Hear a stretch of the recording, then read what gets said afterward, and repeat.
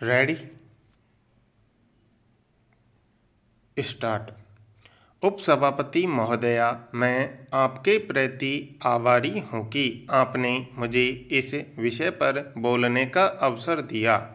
महोदया, इस सदन में जब श्रीलंका समझौते के संबंध में माननीय मंत्री जी ने बयान दिया था तो मैंने उस समय कहा था कि श्रीलंका का समझौता हमारे गले में हड्डी की तरह फंस गया है।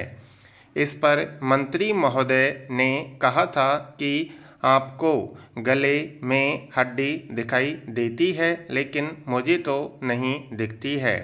उस समय मैंने कहा था कि 3 महीने के बाद आपको गले में हड्डी दिखाई देगी और जोरदार ढंग से दिखाई देगी।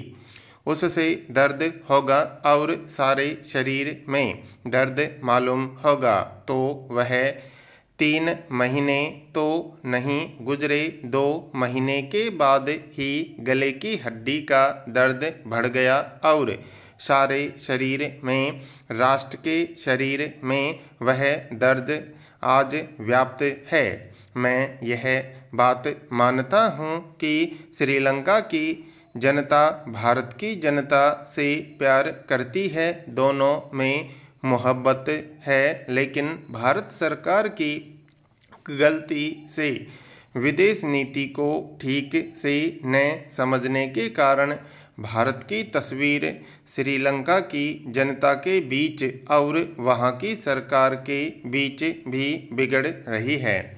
जब यह समझौता हुआ तो इसका स्वागत हुआ था। उनके प्रधानमंत्री कह रहे हैं कि नहीं, यह जो समझौते के अंतराल से चीज निकल रही है वह गड़बड़ है। भारत विरोधी बयान लगातार आते जा रहे हैं। इस समझौते में हमें मिला क्या? न तो तमिल वालों को संतुष्ट कर सके और न सिंहली को संतुष्ट कर पाए। उस गरीब जनता का कोई हिस्सा हमारे पक्ष में नहीं है। ऐसी भारी गलती तो मैं समझता हूँ एक बार और हुई थी, लेकिन इससे हल्की गलती थी जिस समय तिब्बत पर भारत ने चीन की सॉवरेनिटी मानी थी। उस समय भी तत्कालीन प्रधानमंत्री ने भारत सरकार का डिफेंस किया था। तिब्बत पर चीन की प्रभुसत्ता मानना उचित नहीं है, यह कहा था, लेकिन आगे चल कर उसका नतीजा यह निकला कि हमको कई हजार एकड़ जमीन गंवानी पड़ी। आज भी चीन हमारी धरती पर बैठा हुआ है और हमेशा आंखें दिखाता रहता है, पंजे चलाता रहता है, कभी किसी भूमि के हिस्से पर और कभी किसी हिस्से पर पंजा मारता रहता है।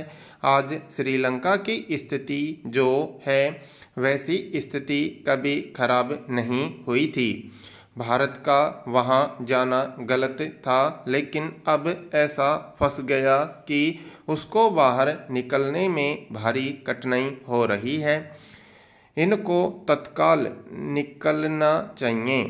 मेरा कहना है कि एक दिन की देरी किए बिना वहां से बाहर आना चाहिए। यह काम उनके सुपुर्द करना चाहिए। ये लोग तर्क दे रहे हैं कि वहां अमेरिका आ जाएगा, वहां इजराइल आ जाएगा, वहां पाकिस्तान आ जाएगा। तो क्या आज इजराइल वहाँ नहीं है? क्या आज पाकिस्तान वहाँ नहीं है? उन्हीं के बल पर यह मुट्ठी भर LTTE आपको सता रहे हैं। हमारी इंटेलिजेंस ने भारत सरकार को धोखा दिया। इंटेलिजेंस में हमारे ऐसे लोग हैं जिनको कहा कि 48 घंटे के अंदर हम कब्जा कर लेंगे और वहां जैसा चाहेंगे वैसा कर लेंगे। उपसभापति महोदया, रक्षा मंत्रालय के अनुसंधान तथा विकास संस्थान के सभी साथियों ने जो प्रयास किया और जिसके फलस्वरूप हम पृथ्वी को अंतरिक्ष में भेज सके हैं, इसके लिए मैं उन सभी कर्मचारियों, सभी वैज्ञानिकों, सभी तकनीशियनों को तहे दिल से बधाई देता हूं और उनका अभिनंदन करता हूं। यह हमारे लिए एक गौरव की बात है और इसको मैं आनंद की घटना भी मानता हूं। इससे यह भी पता चलता है कि वैज्ञानिक प्रगति की कक्षा में हम दुनिया में किसी से पीछे नहीं हैं, बल्कि कई देशों से आगे हैं। इस वैज्ञानिक प्रगति के अवसर पर मैं प्रधानमंत्री जी से एक विनती करना चाहता हूं। इस दिशा में बहुत प्रयास करने की जरूरत है। हम सभी मानते हैं कि भाषा संस्कृति की वाहन होती है और हम यह बात कई सालों से कहते आए हैं। हमारे देश की राजभाषा हिंदी है और हमारी जो प्रादेशिक भाषाएं हैं वे भी समर्थ संस्कृति की वाहन हैं।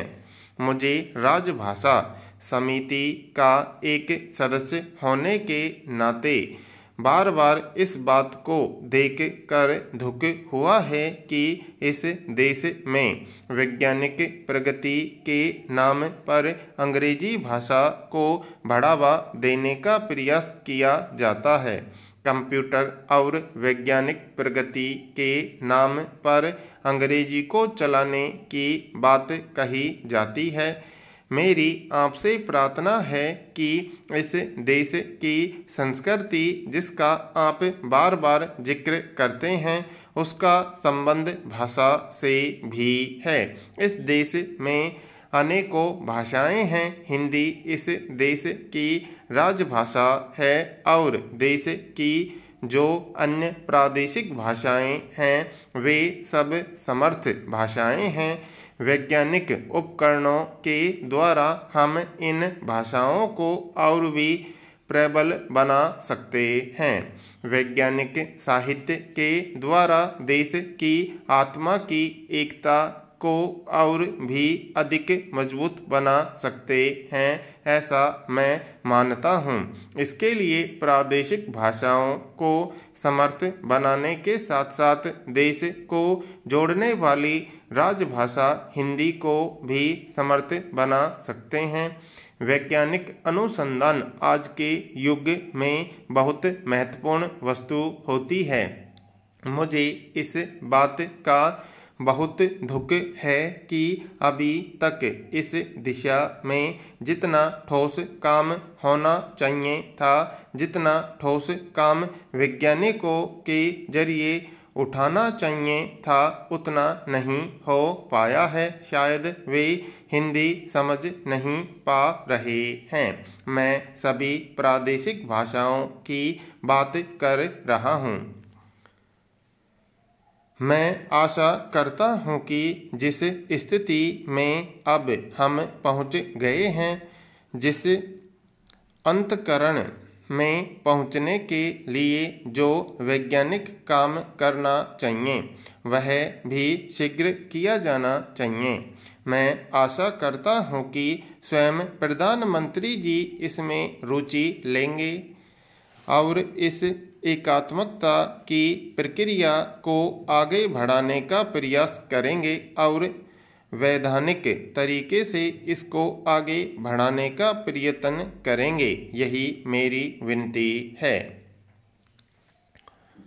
उपसभापति महोदया, मैं यह कहना चाहता हूँ कि भारत के वैज्ञानिकों, प्रौद्योगिकी के क्षेत्र में काम करने वाले लोगों और उनके साथी कर्मचारियों ने आज भारत के गौरव को बढ़ाया है और इसलिए इस देश की जनता इन सभी के प्रति सदन के माध्यम से अपना हार्दिक आभार प्रकट करती है।